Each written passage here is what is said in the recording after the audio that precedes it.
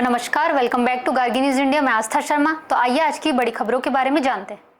बिहार विधानसभा चुनाव, जनसुराज जारी करेगा उम्मीदवारों की दूसरी सूची। राघोपुर सीट पर सस्पेंस खत्म हो सकता है। वैशाली जिले की राघोपुर सीट पर सबकी नजरें टिकी हुई हैं, जहां मौजूदा विधायक तेजस्वी यादव हैट्रिक लगाने की कोशिश में है। प्रशांत किशोर की जनसुराज पार्टी बिहार विधानसभा चुनाव के लिए उम्मीदवारों की दूसरी सूची जारी करने जा रही है।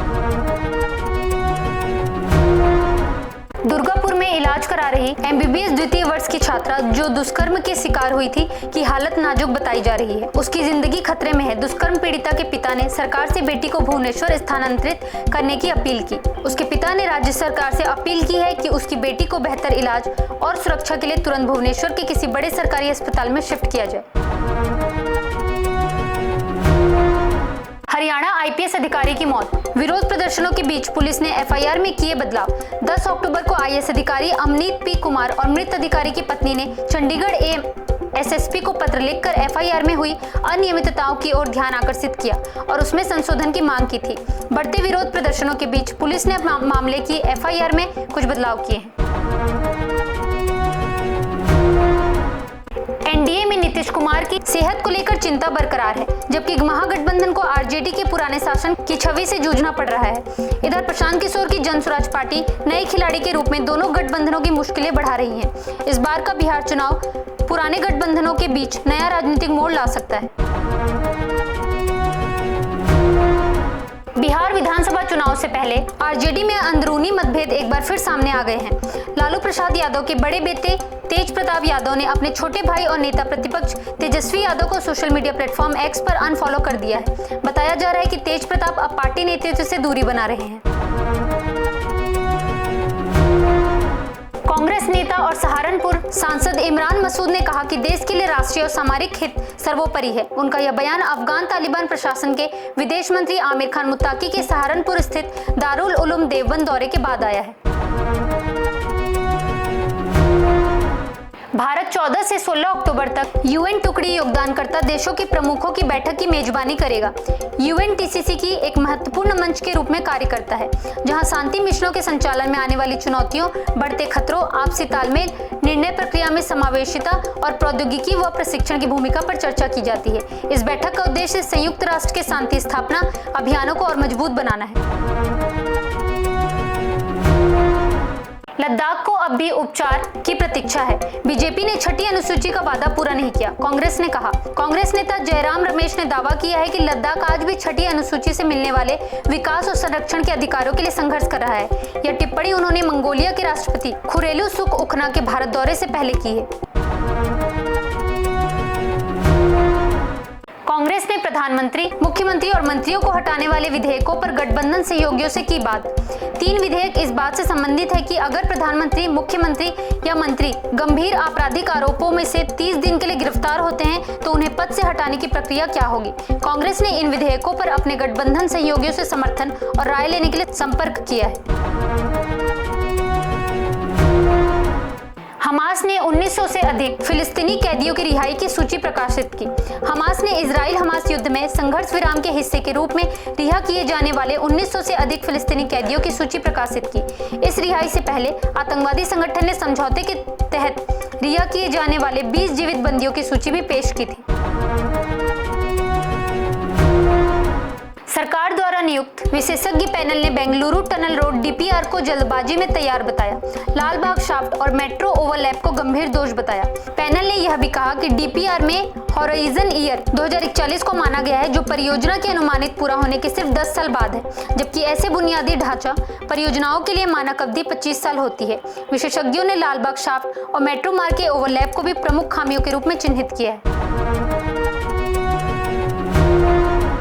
क्षेत्राधिकार विवाद से बेंगलुरु के दक्षिणी हिस्सों में नागरिक कार्य ठप, लोग असुरक्षित मार्गों में जूझ रहे। बेंगलुरु के दक्षिणी बाहरी इलाकों में क्षेत्राधिकार विवाद के कारण कई नागरिक कार्य रोक दिए गए हैं, जिससे निवासी असुरक्षित सड़क मार्गों और अधूरे निर्माण कार्यों का सामना कर रहे हैं। विधायक एम कृष्णप्पा ने द हिंदू से कहा कि उन्होंने रुकी हुई परियोजनाओं को तुरंत पुनः शुरू करने का निर्देश दिया है।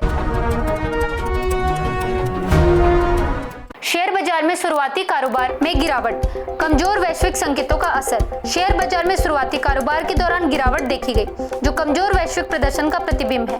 सेंसेक्स में Tata Motors, Bharat electronics, Tata steel, Infosys, NTPC और एक्सिस बैंक प्रमुख नुकसान उठाने वाले शेयरों में शामिल रहे।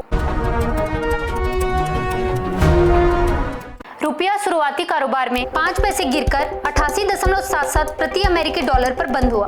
विदेशी मुद्रा व्यापारियों के अनुसार रुपया अपने सभी समय के बंद होने के निचले स्तर के पास मंडरा रहा है, जबकि आरबीआई अमेरिकी डॉलर रुपया जोड़ी में गिरावट पर नजर रखे हुए है।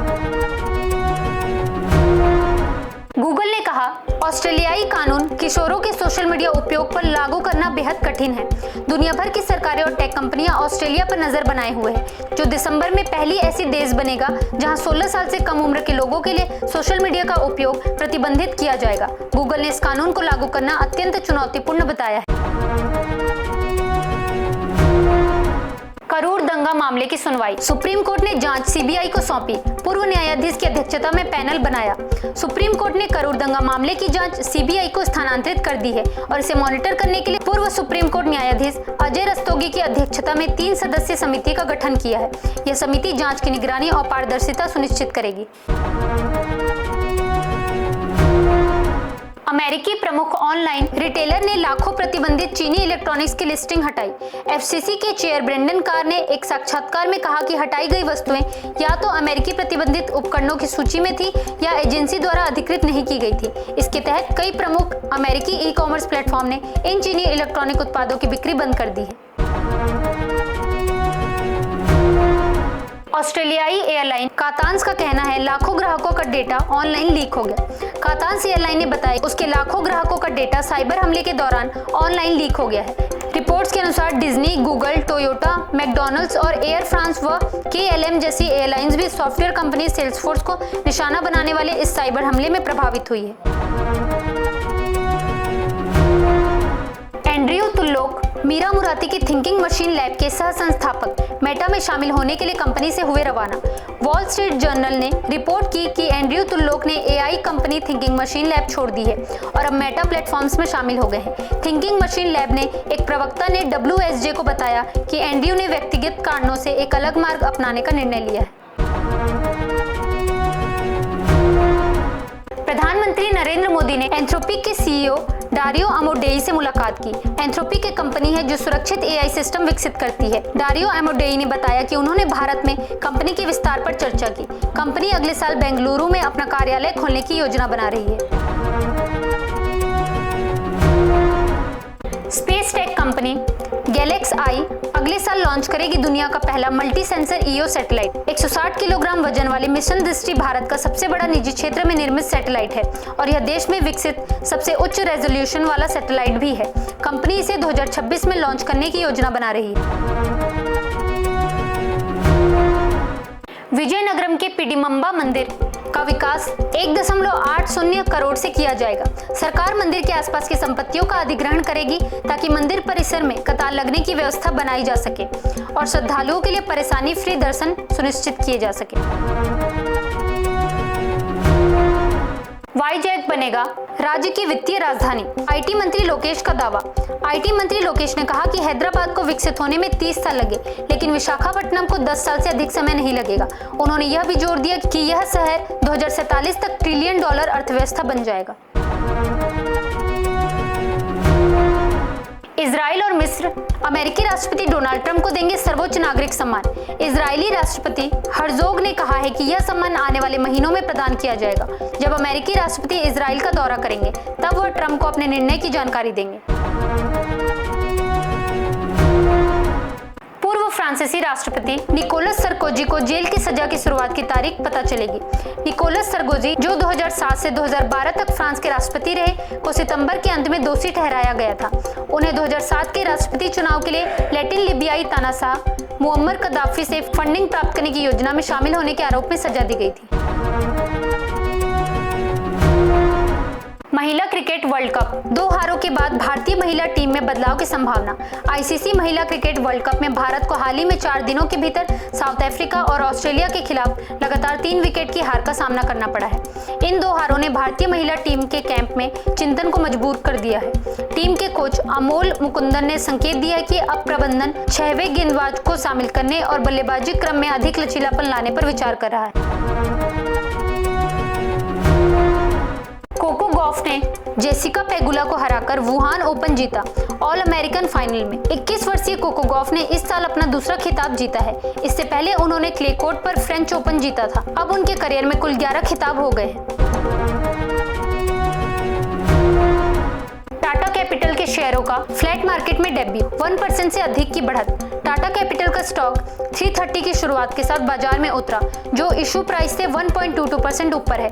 यह दोनों BSE और NSE पर ट्रेड हुआ। बाद में यह BSE पर 1.84% बढ़कर 332 तक पहुंच गया। तो ये थी आज की कुछ बड़ी खबरें। बने रहिए गार्गी न्यूज इंडिया के साथ। मैं आस्था शर्मा, धन्यवाद।